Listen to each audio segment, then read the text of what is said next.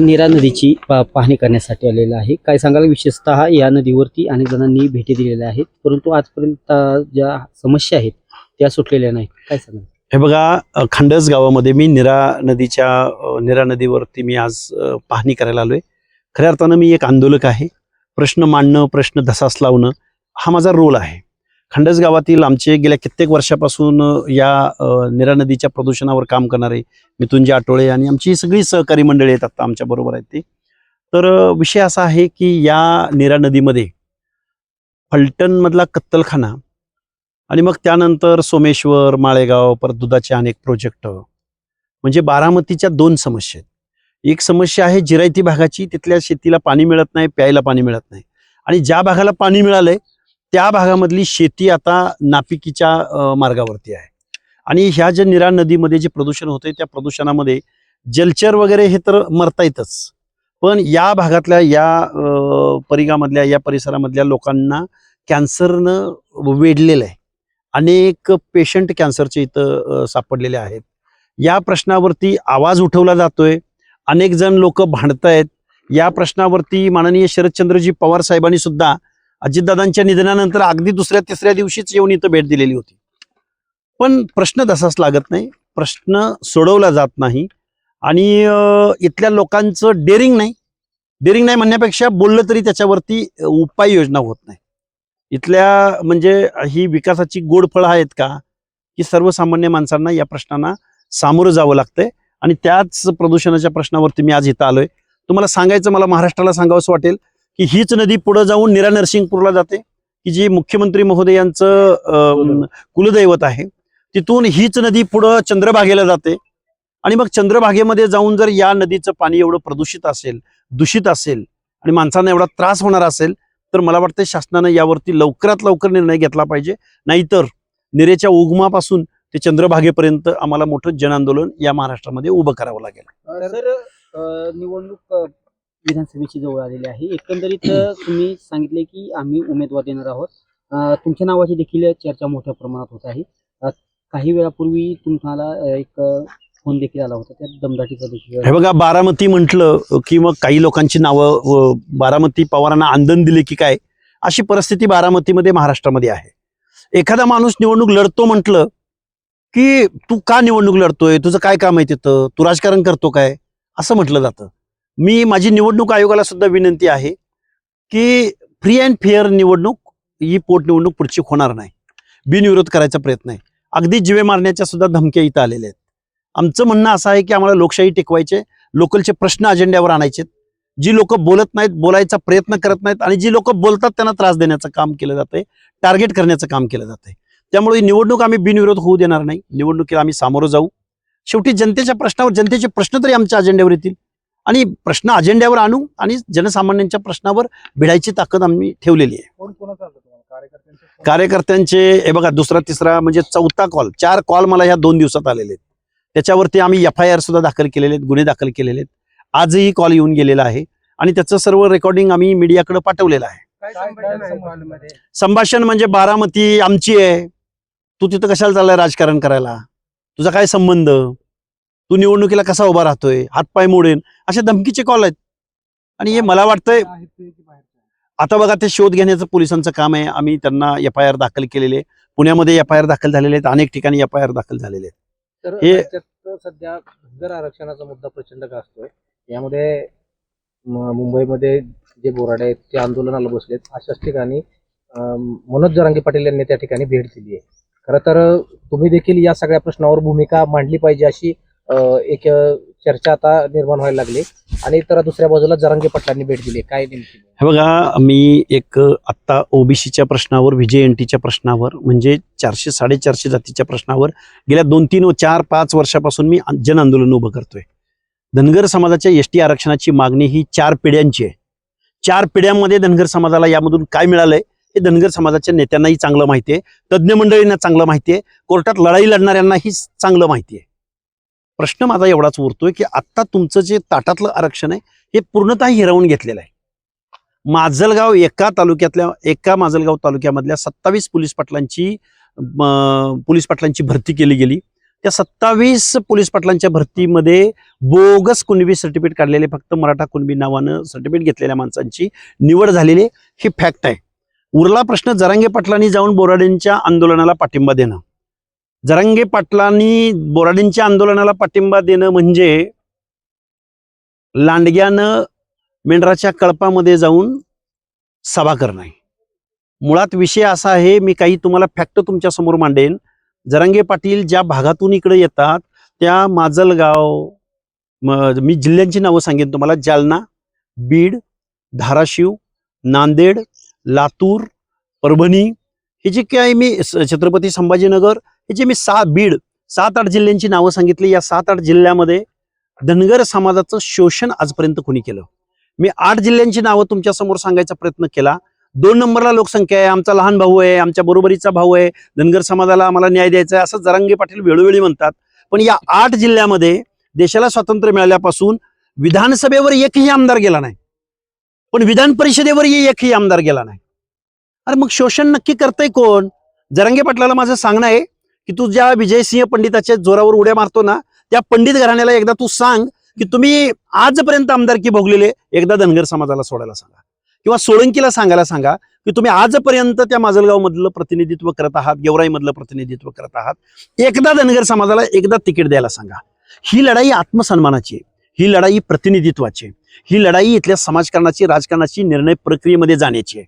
त्यामुळे लांडग्यांच्या नादाला लागल्यानंतर लांडगा शेळ्या मेंढ्यांची पुढे जाऊन काय करतो हे या महाराष्ट्राला माहिती आहे. त्यामुळे धनगर समाज हा सुज्ञ आहे. आपलं शोषण कोण करतंय त्याला चांगलं माहिती आहे. उरला लक्ष्मण हाकेचा प्रश्न. लक्ष्मण हाके हा गावगाड्यातल्या 450 जात समूहांना त्यांच्या समस्यांना, प्रश्नांना समोर घेऊन पुढे जाण्याचा प्रयत्न करणार आहे. तर तुम्ही आंदोलनाला भेट देणार आहात का, त्यामध्ये सामील होणार आहात? मी सध्या ओबीसीचं ताटातलं आरक्षण वाचवण्याचा प्रयत्न करतोय. आज रोजी ओबीसीचं आरक्षण संपलेलं आहे. सातारा जिल्हा परिषदेचं अध्यक्षपद ओबीसीचं गेलेलं आहे. फलटणची पंचायत समितीचं सभापतीपद गेलेलं आहे. पिंपरी चिंचवडचं महापौरपद गेलेलं आहे. पुण्यामधल्या 42 पैकी 32 जागा ओबीसींच्या गेलेल्या आहेत. तीच परिस्थिती अहिल्यानगरची आहे, तीच परिस्थिती छत्रपती संभाजीनगरची आहे, तीच परिस्थिती दौंडच्या नगराध्यक्ष पदाची आहे. अशी शेकडो उदाहरणं आमच्याकडे आहेत. आम्ही जे ओरडून सांगतोय की तुमचं आरक्षण गेलंय, आणि मग हे आरक्षण कुणामुळे गेलंय तर जरांगे पाटलामुळे गेलंय, आणि मग त्याच जरांगे पाटलांचा जर सपोर्ट घेऊन कोण आंदोलन उभं करत असेल तर मला वाटतं हा धनगर समाजाचा विश्वासघात असणार आहे. धनगर समाजाची मागणी सर वेगळी आहे. त्यांना देखील जी आरक्षण पाहिजे स्कीममधून ती मागणी सध्या जोरदार आहे. एकंदरीत तुम्ही देखील ओबीसीचं मागणीसाठी राज्यभर फिरत आहात, परंतु सद्यस्थितीतलं जे आंदोलन पाहता संपूर्ण राज्यभरातून जो पाठिंबा मिळतोय, गेल्या वेळेस देखील मोठं आंदोलन बोराडेंनी उभं केलं होतं, त्यावेळेस देखील तुम्ही उपस्थिती लावली होती. हे बघा, विषय असा आहे, आमच्या 4 पिढ्या धनगर समाजाच्या एसटी आरक्षणासाठी खपलेल्या आहेत. त्याची फॅक्ट न्यायालयीन लढाई लढणाऱ्या पण तज्ज्ञ मंडळींनी ती लढाई लढून पाहिलेली आहे. आरक्षण मिळालं पाहिजे ही मागणी रास्त असू शकते, पण ती कसं मिळेल, त्याची पॅरामीटर्स काय आहेत, त्याची प्रोसेस काय आहे. एक उदाहरण तुमच्या समोर देतो. कर्नाटकचे मुख्यमंत्री सिद्धरामय्यांनी मुख्यमंत्री पद घेतल्या पहिला प्रस्ताव केंद्र शासनाला कुठला पाठवला तर कुरुब म्हणजे धनगर समाजाला एसटीचं आरक्षण मिळावं. काय झालं त्या प्रश्नाचं आतापर्यंत? मग सिद्धरामय्या एका मुख्यमंत्र्याच्या प्रयत्नाला जर यश मिळत नसेल तर महाराष्ट्रातल्या धनगर समाजाच्या नेत्यांनी यावरती विचार करण्याची आवश्यकता आहे. माझं म्हणणं एवढंच आहे की ताटातलं आपलं ओबीसी VJNTचं आरक्षण आपण टिकवायचं का नाही टिकवायचं, का सोडून द्यायचं जरांगेने ते आता काबू केलेलं आहे. तुमच्या अंगावरची कपडे काढून घेतलेले आहेत जरांगेने आता, आणि आता तुम्हाला सूट मिळायला पाहिजे म्हणून बोराडेंच्या आंदोलनाला पाठिंबा द्यायला येत असेल तर याचा विचार धनगर समाज निश्चित करेल. तुम्हाला वाटतंय की धनगर समाजाला आरक्षण मिळू शकणार नाही? तर दुसऱ्या बाजूला लक्ष्मण हाकेंची धनगर आरक्षणाबाबत नेमकी भूमिका काय? लक्ष्मण हाकेंनी 2014 साली ही आम्ही सगळी, आता ही आठवडे, सोलंकर, आमची सगळी मंडळी आहेत, आम्ही सगळ्या मंडळी 2014 पासून आम्ही या आंदोलनामध्ये आहोत. एक राज्य मागासवर्ग आयोगाचा माजी सदस्य म्हणून मला या गोष्टीची चांगली कल्पना आहे. मी योग्य वेळी ती बोलेन. पण आज रोजीचं आपलं ताटातलं आरक्षण वाचवण्याला प्राधान्य देणारं लक्ष्मण हाके आहे. त्यामुळे धनगर समाजाच्या आरक्षणाला निगेटिव्ह बोलण्याचा, निगेटिव्ह असण्याचा कोणताही प्रश्नच उद्भवत नाही. पण तुम्ही न्यायालयाचा आपल्याला ते मिळणार आहे की नाही याचा कधी विचार तुम्ही करणार आहात की नाही? का देशाला स्वातंत्र्य मिळाल्यापासून एकच मागणी धरून जर तिला उत्तर मिळत नसेल त्याला मग त्याच्यावरती विचार करण्याची पण आवश्यकता आहे. आपण मग तुम्ही राज्यकर्ते कधी बनणार आहात? तुम्ही राज्यकर्ते बना, आणि ज्या लोकांनी तुमचं डावललंय त्या ठिकाणी तुम्ही जा. 400 450 जाती आपल्यासारख्याच गावगाड्यामध्ये इथल्या व्यवस्थेमध्ये प्रचंड प्रमाणात त्यांच्यावरती ही अन्याय होतोय. अन्याय करणारी मंडळी कोण आहेत याचा विचार धनगर समाजानं राजकारण करावं, पुढे यावं, राजसत्तेची भाषा बोलावी. मला वाटते बाद झालं आता हे. मग बोराटेंनी जी भूमिका आता घेतलेली आहे ती भूमिका रास्त आहे की नेमकं बोराडे कुठल्या हेतून त्या ठिकाणी? हे बघा, धनगर समाजाची आजची अवस्था अशी झालेली आहे, हातचं पण आत्ताचं सांभाळता येत नाही आणि पुढं काय मिळणार आहे ते पण मिळत नाही. त्यामुळे ह्याच्या सगळ्यांच्या मुळाशी राजकारण आहे. धनगर समाज जोपर्यंत प्रभावी राजकारण करणार नाही तोपर्यंत तो स्वतःलाही काही मिळवू शकणार नाही आणि आपल्यासारख्या जात समूहांनाही काही न्याय देऊ शकणार नाही. तर साताऱ्यामध्ये काल जी परिस्थिती उद्भवली त्याबद्दल अनेक आरोप प्रत्यारोप होत आहेत. कसं पाहता या गोष्टी? साताऱ्यातलं ओबीसीचं आरक्षण इथल्या सत्ताधारी वर्गांनी, विरोधकांनी त्यांच्यात भांडणं जरी महाराष्ट्र लेवलला दाखवली जात असली तर खरा मुद्दा पडला आहे तिथल्या ओबीसीच्या आरक्षणाचा. ओबीसीचं आरक्षण संपलंय मी म्हणतोय. ओबीसीचं अध्यक्षपद सकाळी 9 वाजता ओबीसीचा दाखला काढला जातो. त्या ज्या कोण प्रिया शिंदे नावाच्या जिल्हा परिषद अध्यक्ष झालेल्या आहेत त्या ओपनच्या जागेवरून लढल्या. ओपनच्या जागेवरून निवडून येऊन सकाळी 9 वाजता त्यांना अशी कुठली तत्परता शासनानं दाखवली की सकाळी 9 वाजता त्यांना जातीचा दाखला मिळाला आणि त्यांनी 12-1 वाजता जिल्हा परिषद अध्यक्षपदाची शपथ घेतली. मला वाटतं ओबीसीच्या आरक्षणाचा मुर्दा पाडण्याचं एकमेव आणि प्रभावी उदाहरण जर कुठलं असेल तर ते साताऱ्याचं जिल्हा परिषद अध्यक्षपद. राज्यात जे प्रकरण गाजतंय कॅप्टन खरात, काय म्हणणं आहे तुमचं? कॅप्टन खरात सारख्या माणसाचं प्रकरण ज्यावेळी पुढे आलं त्यावेळी महाराष्ट्राची, फुले शाहू आंबेडकरांच्या महाराष्ट्राची मान शर्मेनं खाली गेली. महाराष्ट्राच्या राजकारणाला, आमदारांना, खासदारांना बुवाबाजीनं वेढा घातलेला आहे. मी खूप जबाबदारीनं बोलेन. महाराष्ट्रातल्या 1 शिक्षकी 2 शिक्षकी शाळा बंद पडलेल्या आहेत, पण भोंदू बाबांचं आणि जादूटोणा करणाऱ्या माणसांचं मात्र फावलेलं आहे. त्यांना हजारो कोटी रुपयांच्या निधी, पैसे, त्यांच्या नावावरच्या गुंतवणुकी, मठांवरच्या वेगवेगळ्या की ज्या जादूटोणा आणि भोंदूगिरी करतात त्यांना हजारो कोटींचा निधी इथले आमदार, खासदार देताना दिसून येत आहेत. एका बाजूनं महाराष्ट्र हा प्रगत विचारांकडे जाण्याऐवजी बुवाबाजींकडे महाराष्ट्राचं धोरण चाललंय. हे मी इथल्या राज्यकर्त्या आणि सगळे राज्यकर्ते आहेत यामध्ये. आज तर 5 नरबळी दिल्याची चर्चा पुढे येते.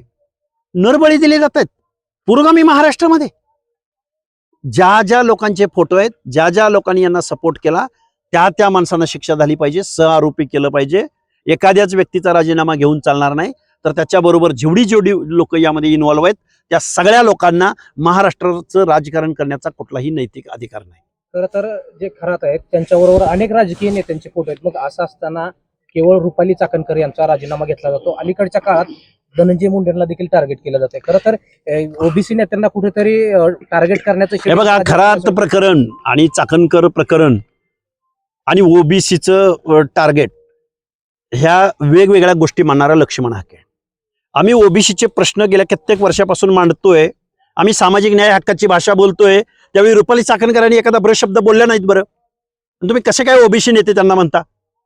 मुळात प्रश्न महाराष्ट्राच्या संहितेचा आहे. महाराष्ट्रामध्ये जादूटोणा, भोंदूगिरी याला बढावा देणाऱ्या महिला आयोगाचे अध्यक्ष असू शकतात.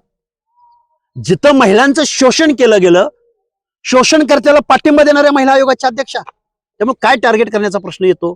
प्रश्न महाराष्ट्राच्या शेवटी संहितेचा आहे. इथं ओबीसी वगैरे मला असं काही वाटत नाही. मुळात मी ओबीसी आरक्षण टिकवलं पाहिजे. जिथं ओबीसीवर अन्याय होतोय, भुजबळ साहेबांना टार्गेट केलं गेलं, आम्हीच पुढे आलो ना. त्यामुळे ओबीसी नेते असण्याचा आणि रुपाली चाकणकरांचा काही संबंध नाही. रुपाली चाकणकरांनी इथल्या जादूटोण्याला, भोंदूबाबाला सपोर्ट केलेला आहे.